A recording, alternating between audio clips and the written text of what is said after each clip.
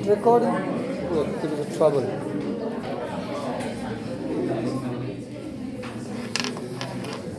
Thank you.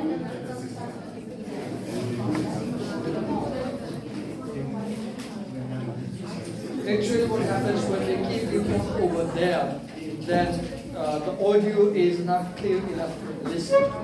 So when we make an additional recording of the audio, we can dub it later on and make the voice clear to listen to. So as I can't bring two phones, I'll be borrowing one phone every day with you. So somebody who is kind enough just arrange make a phone available to me every day for just class call. Okay. So let's begin with the attendance first.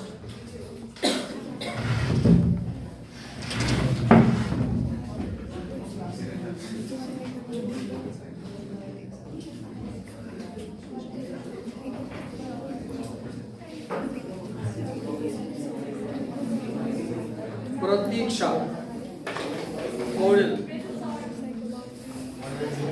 Astha Faizu, Smita Puyal, Supriya Pokhran, Sandesh Pokhran, Sandesh, Irian Rai, Pronika Rai, Saurabh Rai, Tina Rai, Anshu Sharma, Yes, sir. Charan Sherpa, Sajal Silpakar, Hima Shrestha, Jeena Shrestha, Prajwal Shrestha, Pratik Shrestha, Reni Shrestha, Salina Shrestha, Shashank Raj Shrestha, Shraddha Shrestha, Supriya Shrestha, Surendra Kumar Shrestha, Ayush Shilwal, Vicky Singh, Vicky,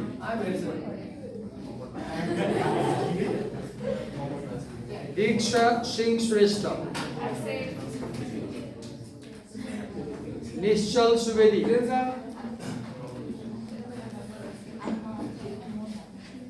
Jessica Tamrakar, Nivritti Tamrakar, Sakshi Thakur, Aditi Thapa, Anushka Thapa, Anushka, Smriti Thapalia, Ashray Vaidya, Ashray, Pragati Wagle, Aloka Joshi, Lalana Chimaria. Are you taking English exam again? Mingma Sherpa. Will you take English exam again? Neha Dangi. Neha.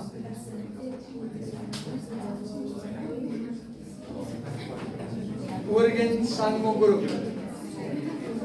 Will you take English exam also? Sogat Karki. Sogat. Slisa Timsina.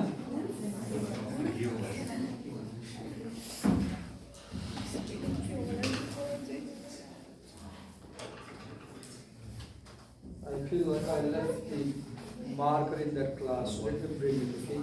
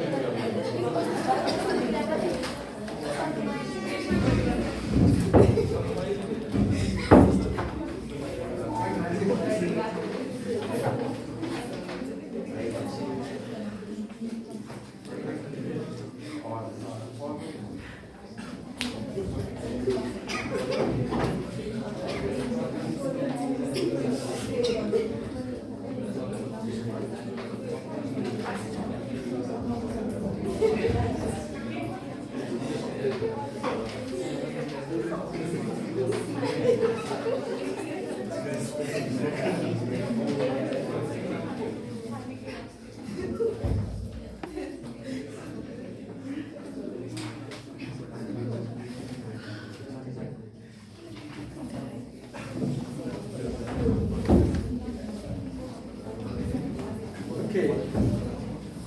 Can I place this camera over there for this time now? I think I didn't bring the tripod today. Okay.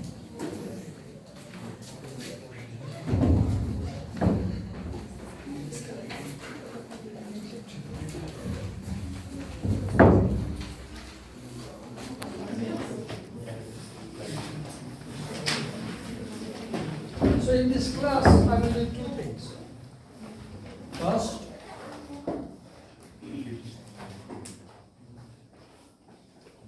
I will introduce you to the course, or I'll introduce the course to you.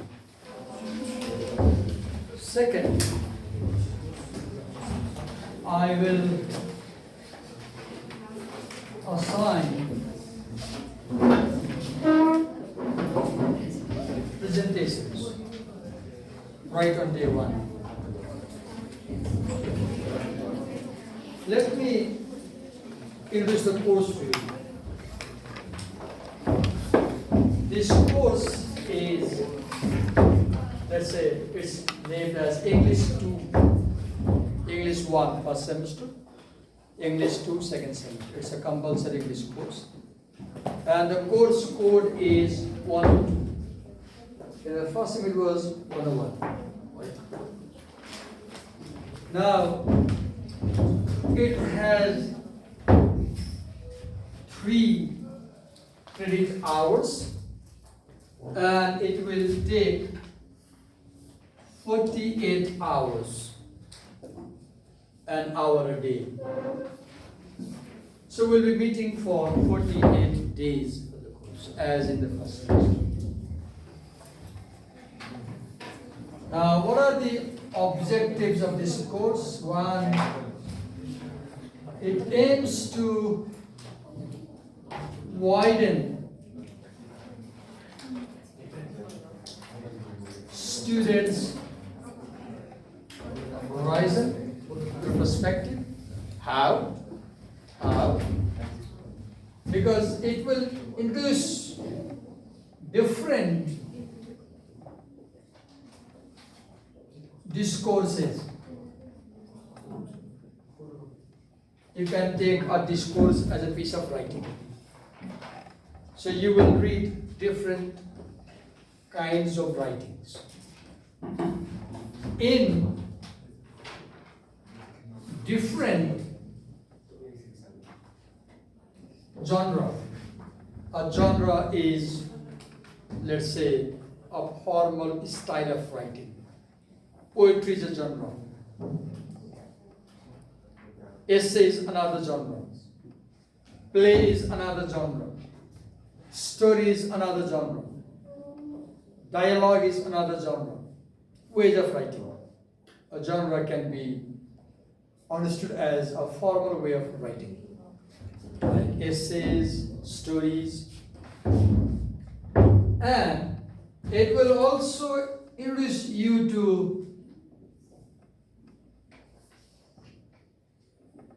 different themes. A theme is an idea that is discussed in a text. For example, last year in chapter 1, the theme was intercultural communication. In chapter 2, the theme was education. In chapter 3, the theme was mass media and technology. In chapter 4, the theme was gender. In chapter 5, the theme was work. And you had about 8 writings under each theme. 3 core and about 5 additional. And all these writings talked about different aspects of that theme. Gary Elton talked about intercultural communication. Lisa Davies talked about intercultural communication. Robert Levine also talked about intercultural communication. But Levine talked about time. Davies talked about non-verbal behavior. Elton talked about intercultural communication, cultural, right? A theme and essays. In the same way, this year also we have different themes. Let me write what are these themes or broad topics or broad subjects that we will focus on. For example, we have philosophy in the first unit. Then we have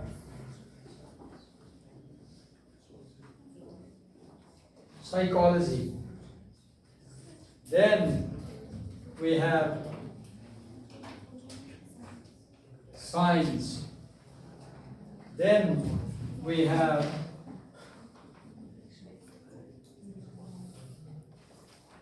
environment.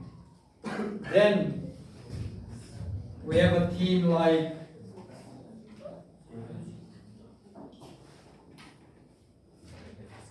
work and class. Then we have another theme like race relations. Then we have another theme like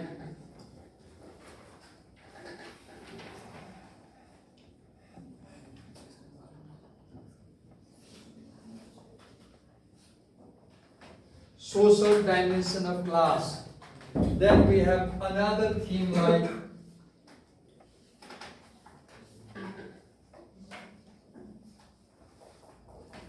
art and class. Then we have another theme like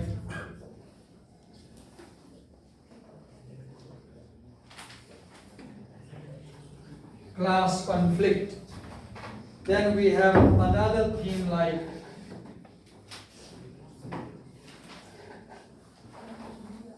individual and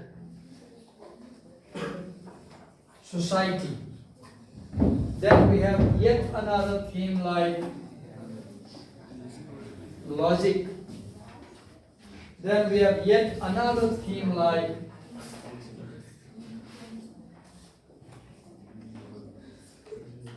entertainment. Yet another theme like society and politics. Yet another theme like love. Yet another theme like family.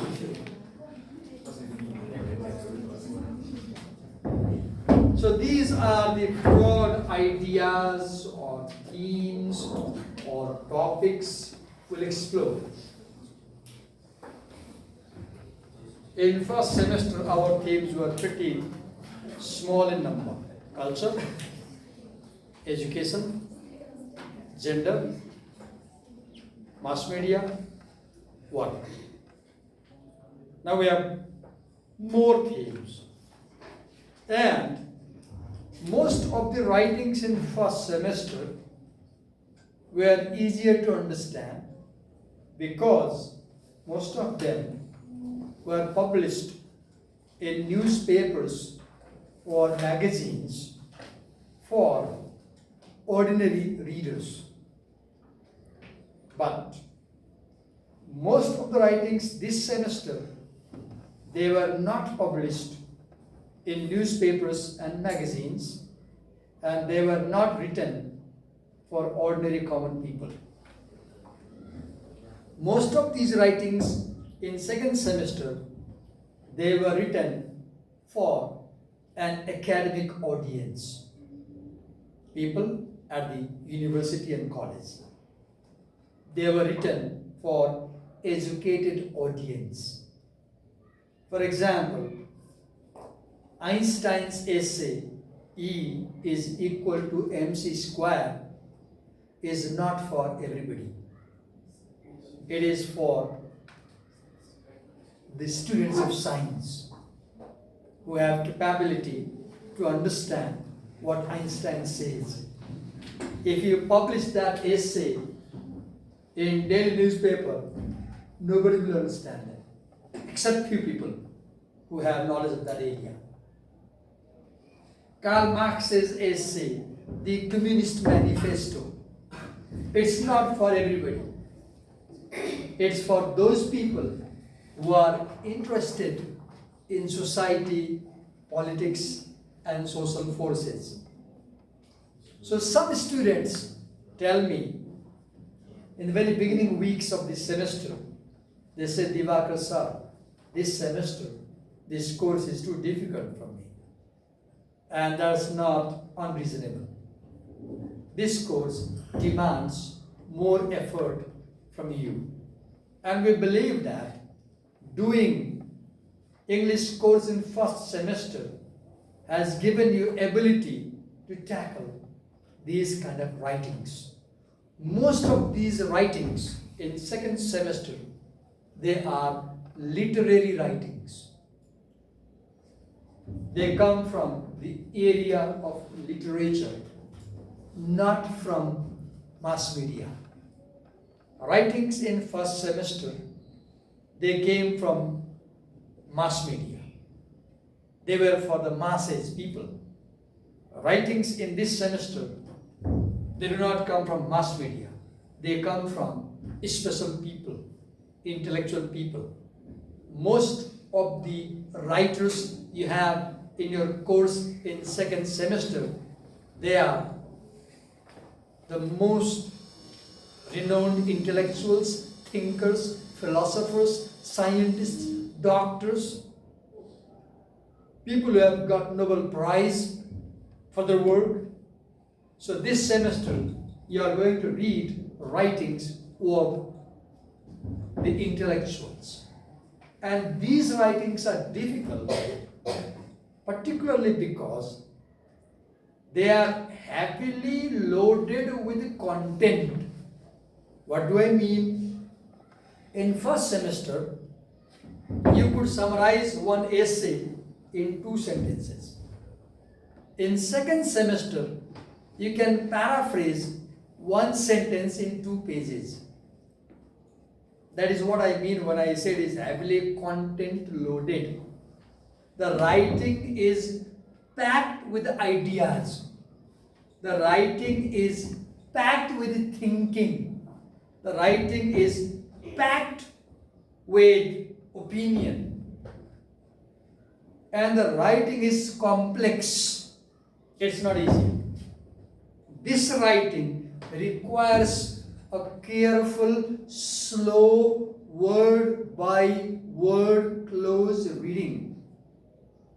It might require you to consult dictionaries in every page, every paragraph. It might require you to use Google and make searches about what the writer means. Thanks to internet, that it's much easier for you to understand these things. Last night, while I was preparing for a class this morning, I watched a number of videos on YouTube. And these videos helped me understand the text. You too can watch them this afternoon. Today, we have technology, we have internet, we have Google, and we can get lots of resources to understand the text. But understand that nothing can replace reading the original text. You must read the original text before you use other sources to understand it. Okay, so these are the topics. For example, under philosophy, we have Plato. He has a dialogue titled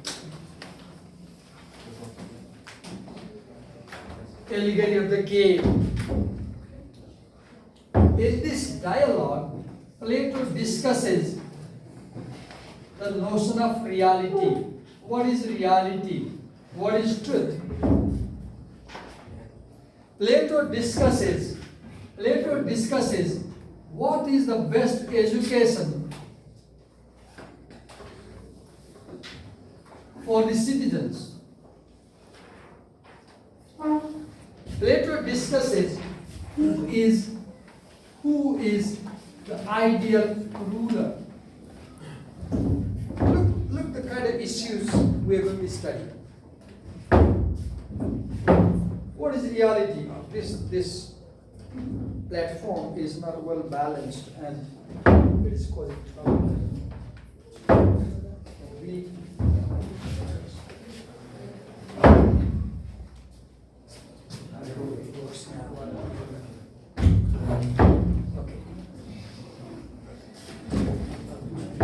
In psychology, we have a text titled Case 4. My spelling may be doubtful. Katharina. In this text, Sigmund Freud talks about a teenage girl who, when she was barely 13 years old, saw someone having sex when she had no idea what is sex. She had no idea. Actually, she did not see someone having sex. Someone had sex with her or tried to have sex when she was 13. Actually, this someone was her father.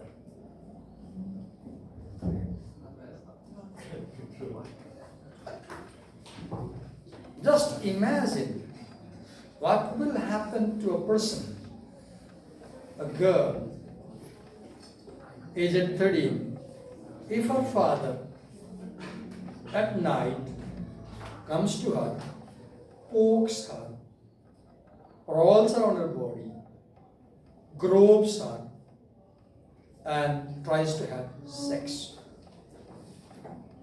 Sigmund Freud discusses a topic known as trauma.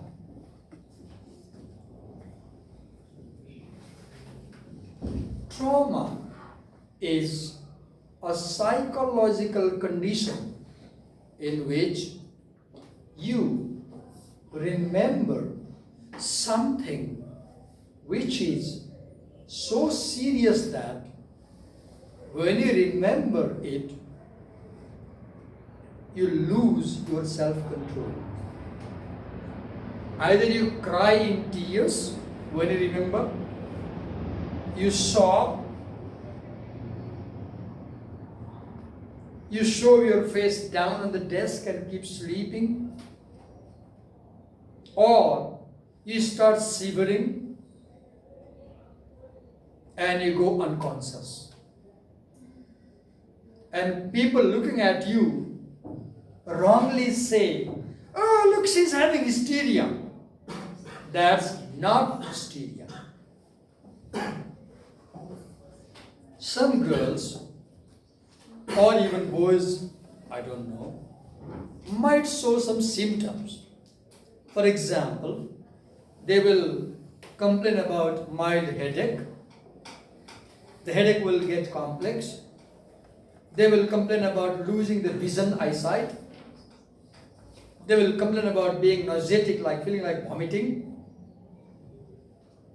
They might have foam in their mouth. They will lose control of their body. They might pee. They might pass a stool. And sometimes they might use their arms or legs so violently, fall down from the chair or bed, cry, moan, make unusual sounds, and faint. And such behaviors, such symptoms might occur to the person again and again. Some people use the word hysteria to denote a group of such symptoms. Sigmund Freud, who was a psychologist and who had a clinic in London, he consulted patients, and his method of treatment was he treated patients by talking to them. Cure by talking. And then Sigmund Freud explains what is the cause of this hysteric behavior. And he shows that this is sexual trauma. This is sexual trauma. A memory of a sexual conduct that is so overwhelming that when you have this memory, you are not normal. You go sick. Then we have science, where we have Albert Einstein's essay titled as E is equal to mc squared. This was the formula. This was the formula which for the first time enabled scientists to develop an atomic bomb which was dropped on Hiroshima and Nagasaki. And even today, countries like Iran, North Korea are trying to apply this formula and develop a bomb with them, atomic bomb. Because they believe that having atomic bomb makes you powerful. Albert Einstein, when he developed this formula, his aim was not to make a bomb. His aim was to use this formula for generating energy that can be used for the benefit of people. But during Second World War, this formula was misused to develop atomic bomb. And today, countries like America, Russia, China, France, Germany have a number of atomic bombs. In our neighborhood, India has many atomic bombs. Pakistan has many atomic bombs.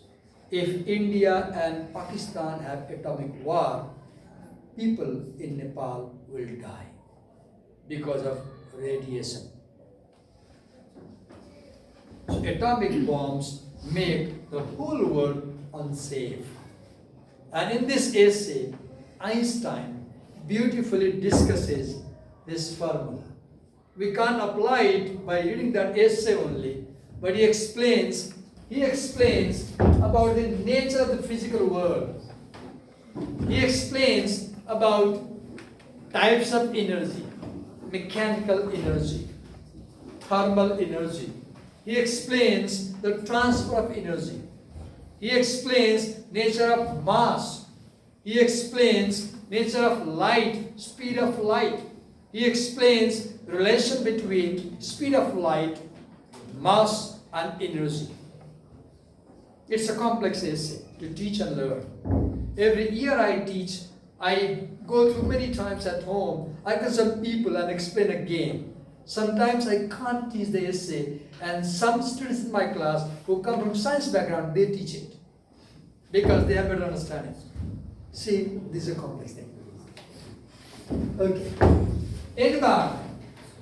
We have an essay titled Rivet Paupers, where the writer imagines that this earth is like a ship and he compares the world with an aeroplane, not ship, aeroplane. And he says, just as we need to take care of the aeroplane, we also need to take care of the earth.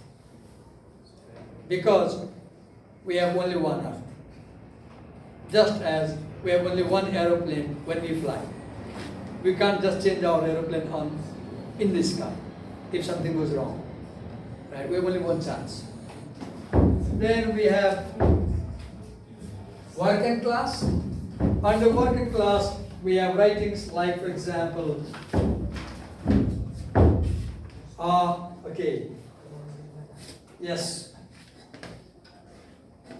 like his own society.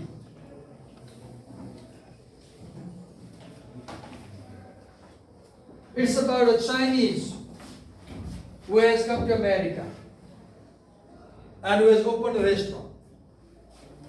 A Chinese in America has a restaurant. His daughters help him in the restaurant, and he hires illegal workers because you don't have to pay more to them. They're illegal, so they will work at a less salary. And in that story, the workers spy against one another. The workers complain against one another. They have a conflict. And at the end, the Chinese has a serious problem because he fails to adjust with the American culture. Then we have another essay like race relation, drop.